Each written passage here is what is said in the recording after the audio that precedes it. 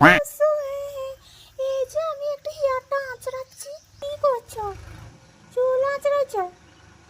বলছো ওই যে আমার পাশাটা তো বেশ, এখন তো সোনাটা হু হু হু করে বাজছে। তা তুমি এত সুন্দর পাশা, এটা সোনার তো? এই কানের দুলটা?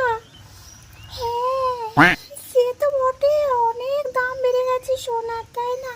কিন্তু আমার কাছে সেই দাম একই আছে, যত বাড়বে বাড়ুক না, আমার কাছে কোনো ব্যাপারই নয়। এই যে দেখো সোনার যে এই যে পাশাটা পরেছি, এটা কত প্রাইস নিয়েছে শুনতে চাও? জানলে তুমি অবাক হয়ে যাবে। আচ্ছা তাও তোমার কাছে কিচ্ছুই মূল্য নেই? যা বাড়বে বাড়ুক, তবুও তুমি সব জিনিস কিনে নিতে পারো, বলো? ওই জন্যই বলে তোমার এত টাকা।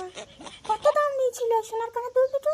এটা প্রায় নিয়েছে মোটামুটি 3.5 লক্ষ টাকা। হ্যাঁ, এই যে দুটো পাশাই প্রচুর প্রাইসের দাম। এত দাম? বাবারে, আমরা তখন আমি পড়ি না, না কি করবো?